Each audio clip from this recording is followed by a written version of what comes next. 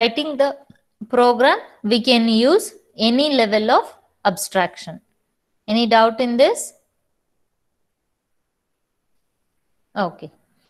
So next, when we consider the list of programs, mainly there are 6 software programs and 6 hardware programs. In the 6 software programs, first 3 belongs to combinational circuit and the next 3 belongs to sequential circuits. Because when we are going to consider sequential circuits, we are going to consider clock input. So where everything is synchronized with respect to clock. In combinational circuit, it is not like that. As soon as the input changes, immediately the corresponding circuit will execute and will be getting the output. So in that first part, or in the first question, what we are having is 2 to 4 decoder realization using NAND gates. Means only gates we have to design. That is the structural architecture. And similarly, the next one what we are having is encoder, 8 to 3 encoder with and without priority. So for without priority encoder, we can write the circuit, so that by using the circuit diagram, we can able to write the program in gate level modeling or structural modeling. But when we consider priority, so in that case, we are going to mention, so if a particular input is given highest priority, then whatever may be the condition of the other inputs, output mainly depends upon the highest preferred input. So like this, we have to mention the condition. But these conditional statements will come in behavioral architecture. So that is why we are going to consider behavioral architecture for encoder with and without priority. And next what we are having is multiplexer. So when we consider multiplexer, we can able to see that any one output is any one input is selected among many inputs. So here we can use either case statement to mention different cases of the select line, and also we can use if statement to mention different conditions of the select line. So again, when we are using this conditional statement, it indicates that we have to write which type of architecture. When we are using conditional statements, we have to consider only behavioral architecture, not the data flow. And next, what we are having is 4-bit binary to gray converter using 1-bit gray to binary converter, 1-bit adder or subtractor. So why it has been given adder or subtractor means to perform 1-bit addition. So we are going to use half adder, or 1-bit subtraction, we are going to use half subtractor. Whenever we are using half adder to perform addition, we are going to use XOR gate, isn't it? Because we know the expression for sum is S is equal to A XOR B. So as a result, we are going to use XOR gate. So using that XOR gate, either I can perform 1-bit addition or I can perform 1-bit subtractor. So this indicates that we have to do binary to gray converter using XOR gate, means structural architecture where I am going to use XOR gate. And the second question what we are having is model in Verilog for a full adder. So here when we consider the full adder circuit to perform, to find the sum output, we need XOR gate, and to get the carry output, sometimes there are different equations for carry. So according to that, sometimes we may use XNOR or sometimes we may use only AND and OR gates. So using those gates, we can able to construct the full adder. But to get the all architecture experience, I'll be doing full adder in all the 3 architectures. That is structural, data flow and gate level. And the next thing, verify using the test bench means we have to write stimulus code and then we have to write the get the output. And the third one what we are having is we have to design a arithmetic and logic unit. So all of you know that ALU what it will do means all the arithmetic and logical operations will be done. That is, arithmetic means the basic operations are addition, subtraction, division, multiplication, and logic operations means we'll be considering and, or, XOR, like this logical operations. So here they have given the corresponding table. So if this is the operation code, means if the opcode is 00, it indicates for the device that it has to perform addition of two inputs. Similarly, for this opcode, we have to perform A minus B. So like this, where some arithmetic operation and some logical operations are defined. Okay, so these operations can be done using Verilog coding, and here they have mentioned how to enable the inputs and when we should get the output. All these things it has been mentioned. So we have to write design block, we have to write test bench for checking the functionality, whether our design will going to work properly or not. Okay, that is what we are going to consider. And the next three questions are sequential. So when I consider sequential, we will be using clock signal.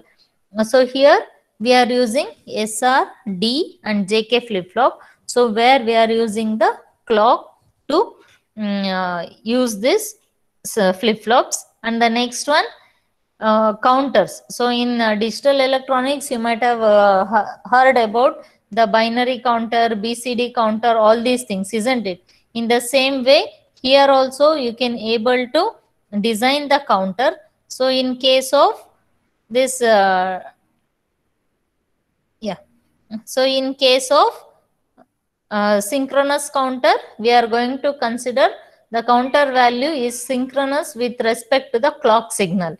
So whenever the clock input is given, either we have to do up counting or down counting. BCD means only 0 to 9. So these counts we are going to consider. And the next one, what we are having is, we have to write a Verilog code to divide the clock.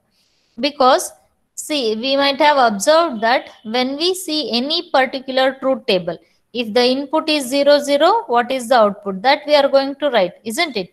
Or else if you take counter only, for every either positive edge or negative edge, we will be keep on incrementing the counter. So when I increment, what happens?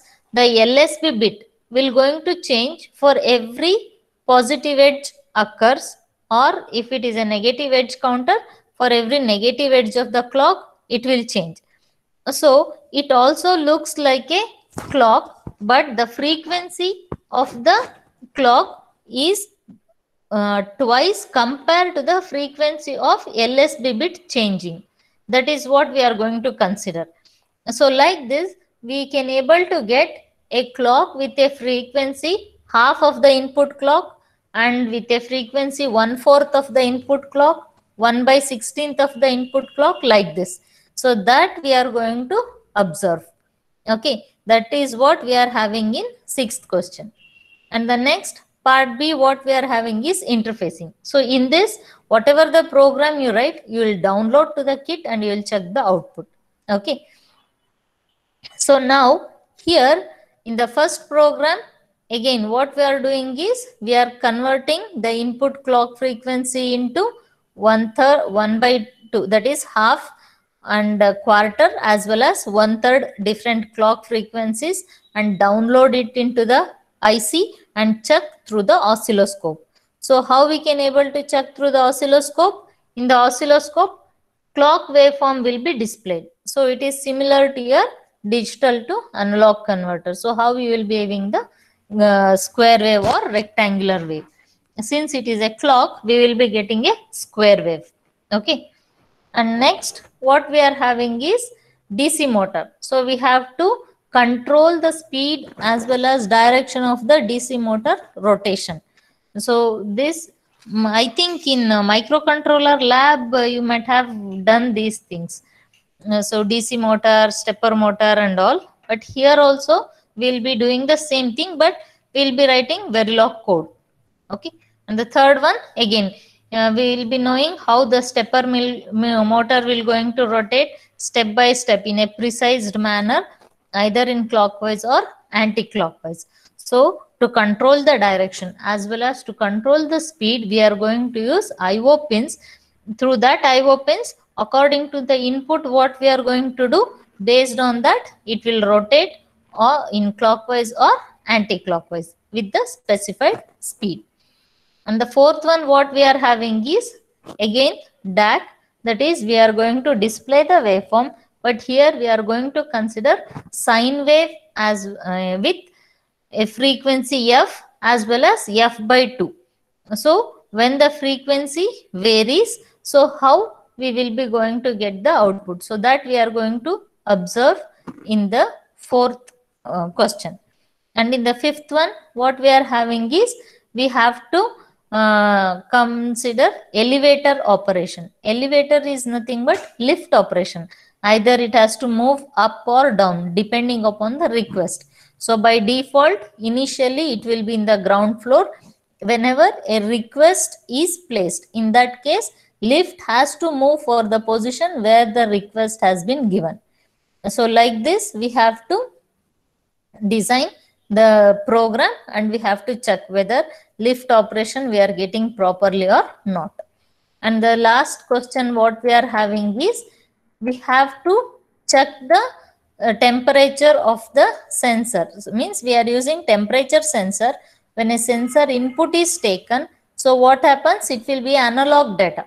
So that analog data will be converted to digital data, and then we will going to explain, we will going to observe in the LED what is the actual temperature value, whether it is maximum or minimum. All these things we can able to display, how much temperature we are getting, all these things. Okay, so that is why this is analog to digital conversion, and when I consider waveform, I will be getting digital to analog conversion. So like this, we are going to consider the corresponding programs in HDL lab. So next, let us consider how we can execute this using the software. So now in this, first I'll show how to execute using the EDA playground, because most of you are not having the system. So that is why I'm going to consider this EDA playground. So here I think all of you can able to see the corresponding slide or this corresponding screen what we are showing. So here you can see that in this EDA playground we are having two files. One is design file and the another one is test bench file. So in this, whatever the program we want, we can able to write here, and we have to give the corresponding inputs, and then based on the input, it will check the functionality of the design block, and then we can able to see the output. Okay. In order to see the output in this playground, you can see on the left side, we are having tools and simulator. So here, whichever the simulator we want, we can select. So here I am selecting the free simulator, Icarus Verilog. And next, we have to click on open EPW after run. EPW is nothing but EDA playground wave. Okay. So that window it has to open. So that is why we are going to consider this. And now let us see how to write program in this.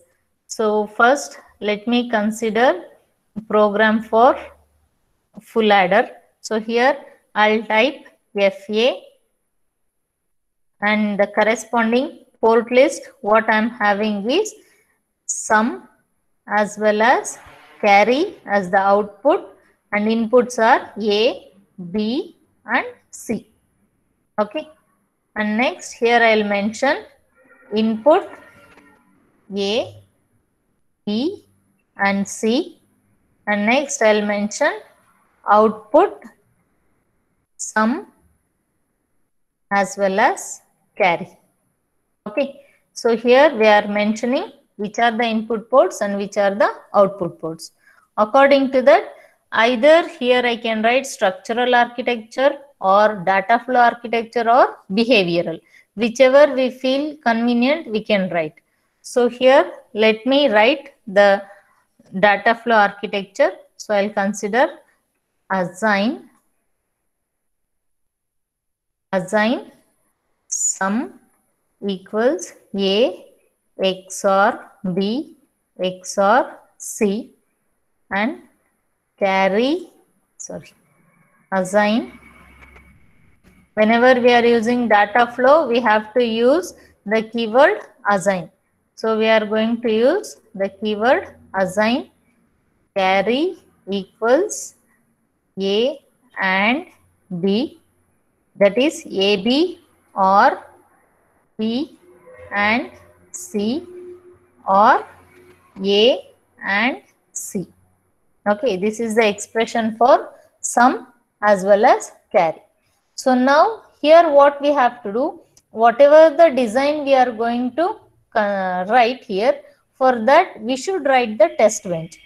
Test bench is nothing but where we can give input for the device and we can check the output. So if I want to check whether my device is working properly, what we are going to do? We will take the particular device for the testing unit and then it will be connected for the tester circuit, isn't it? In the same way, for this test bench, we have to instantiate this. When I instantiate this particular program, then only that program will be subjected to test. Otherwise, it will not going to check the design, whatever we have written. So now here I have declared the input ports, isn't it? So all my input ports are considered as registers in the test bench. So I will place the input ports in front of the keyword register. And all the output ports are considered as wire in the stimulus or test bench. Both stimulus and test bench is same. So I'll I'll declare them as a wire. Okay. And the unit, which design I want to check? I want to check the design full adder. So here, instead of half adder, I need to mention the corresponding module name, FA. And then the instance name, either I can give it as HA or FA, whichever we feel easy or comfortable, that name we can give. And next we have to consider the IO port declaration, which is declared in the full adder. In the same order we have to consider if we are providing ordered connection. Okay, in the last module I have mentioned how we can able to connect the design with the other modules. So if I want to connect, either I can connect by position or I can connect by name. If you want to connect by position, in that case, you just copy the port list, whatever we have written in the design module, and then you paste the same port list over here. Okay. So we will be getting ordered connection. If you change the order, you will not get the output properly. So here we are going to consider ordered connection. And by default, we will be having dump file and dump vars. Vars is nothing but variables. So you just do not remove this because this is like a console. Here you can see the output where in the console window. So in order to display this output, we are using dump.vcd. So you just don't change these two, so that if you change, it will not display anything in the console. Okay. So now how we can able to check the device? I need to give input and I need to see whether I am getting the proper output for a given input, isn't it?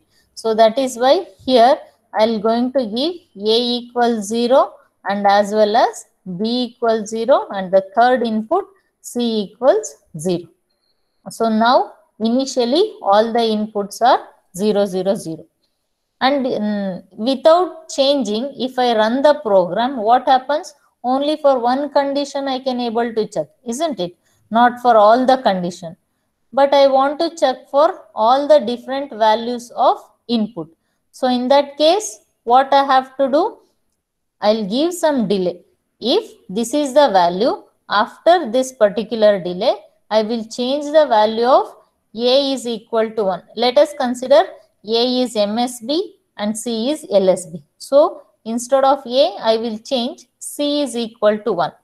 So according to that, now what is the combination? I have changed only C, isn't it? So according to this, A is equal to 0, B is equal to 0 and C is equal to 1. So I am getting the combination as 0, 0, 1.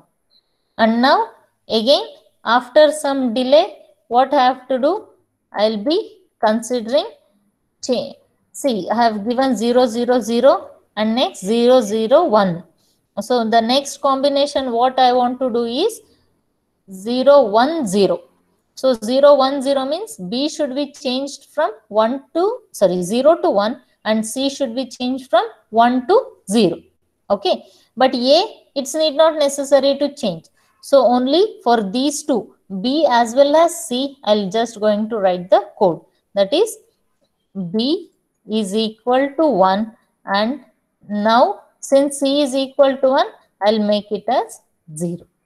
So according to this, the corresponding combination is A equals 0, A equals 0, B equals 1 and C equals 0. So with this combination, I'm giving the input. So like this, we can able to define all the required combination. So here, let me repeat this. So I'll display all the combinations. So here I have taken 0, 0, 0, 0, 0, 1, 0, 1, 0. Next combination required is 0, 1, 1. So I will change C equals 1. And the next combination required is 1 and then 0 as well as 0. So all the three inputs has to change. A should change from 1 to 0. B should change from, A should change from 0 to 1. B should change from 1 to 0 and C should change from 1 to 0. So that is why here we are going to write the statement as A equals 1 and then B equals 0 and C is equal to 0. So I will be getting that combination. The next combination what is required? We have to consider 1, 0 and then C should be equal to 1. So first you write down the required combination in the comment and then we can able to edit. Okay. And the next combination what we are having is 1, 0, 1.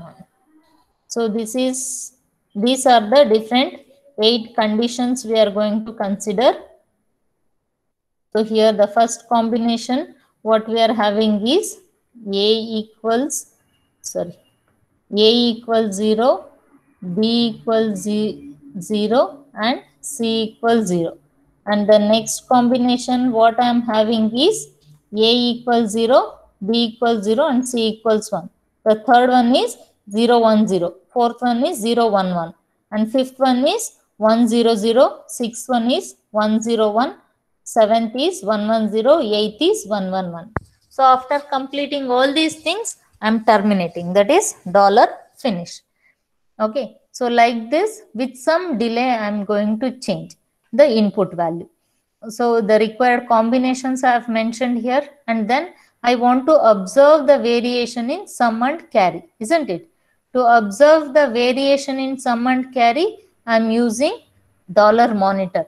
As we know that $monitor will be keep on observing the change in the corresponding input, the change in the corresponding signal which is mentioned in the statement. So here I have mentioned sum as well as carry. So for that, the first, see within double quotes, whatever it is there, it is a string and the name of the signal is sum. So when I mention sum, for the first signal, that is %B, the value present in the sum will be assigned. and after comma I'll place another. So it will going to assign the next same value to the signal carry. So like this we are going to get the assignment and then end module. Okay. So first we have to write the design whichever we want. So this is 1 bit full adder, and then we have to write the corresponding program, and then we have to write the corresponding test bench. So in this tool, always you should write your own test bench. This itself will not going to say, give any input and check. Okay. So you should write all these things, and then we have to give run option. So before giving the run option, first you check you have enabled open EPF wave, and then you give run. So when a run is given, it will execute the program, and if there is no error, it will show the output like this. So here you can see, if you want to know, see it is in terms of waveform, but I want to see the output value. So what I'll do, I'll place cursor here. So if I click at this particular portion, it indicates at this particular point, the value of ABC is 0, 0. So carry is 0 and sum is 0. Now at this point, A 0, B 0, C is 1. So sum is high and carry is 0. And now at this point, A is 0, B is 1 and C is 0. So carry is 0 and sum is 1. And at this point, I have changed input from 0, 1, 0 to 0, 1, 1. So according to that, carry is 1 and sum is 0. And now for 1, 0, 0, I am getting 0 and sum as high. And next for 1, 1, 0, again, since two inputs are high, carry is high and the output sum is 0. And again for 1, 1, 1, since all the, yeah, and this is, oh, I didn't change C, I think. So for 1, 1, 0, carry is high and sum is 0. So here we can change the value. So I think I forgot to change in the last one. So both A, B, C, all the inputs should be equal to high. So now I can able to see the output when all the three inputs are high, even sum as well as carry, both are high. So now it indicates that our design is working properly. Okay.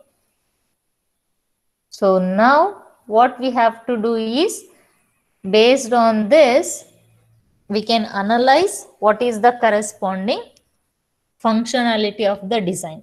If I am getting the expected output, I am getting the my design is correct. And here you can see in the console window, when both all the three inputs are 0, sum was 0 and carry was 1. And later I changed carry to 1 at 10 time units. So there sum has been changed. Carry is not yet changed, but since I have mentioned in the dollar monitor, it will display that also. So sum has been changed and carry is not changed.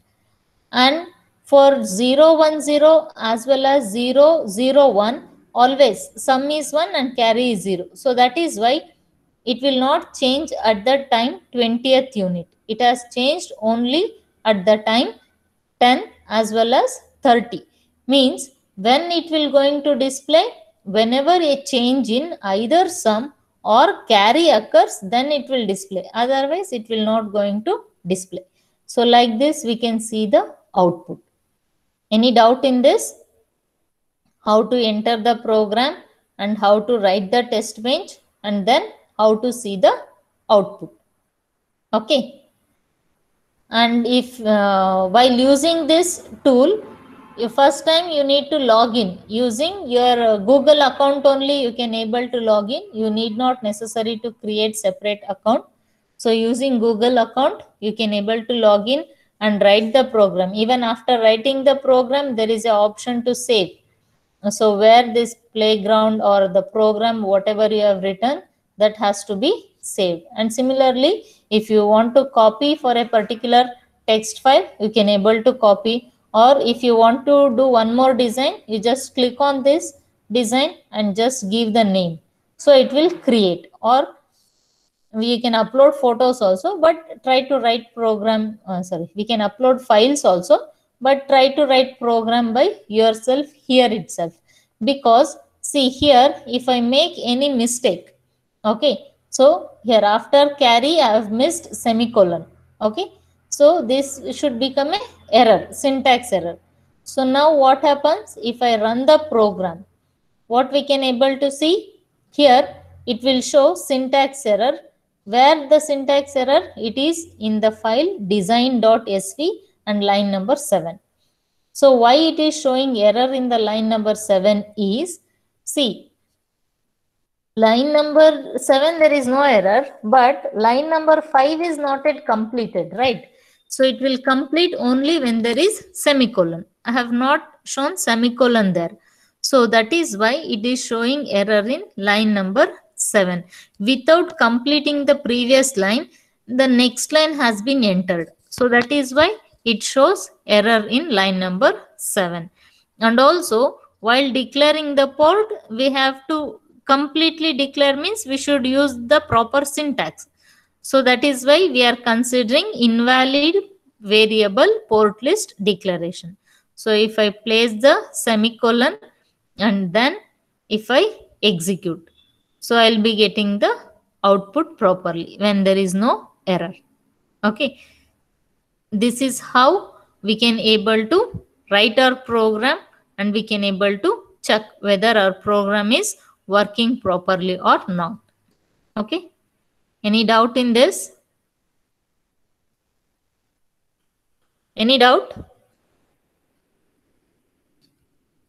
If you are having any doubts, you can ask. And regarding HDL software, I don't know how many of you have installed. Only few members if you have installed means, then even though if I explain, it's of no use, because you cannot able, all of you cannot able to execute. So that is why I have explained EDA playground. And for those who are having system and PC, if they want to install the software and if they are getting any error, or if there is any license requirement and all, in such case you can able to intimate me, so that I'll come to know whether you can able to work with the software what you are having or not. And also in one more URL I have shared, that is where free Xilinx HDL software is available for download. So there also you can try, and if you are facing any problem, you can ask so that I can help you all. Any doubt?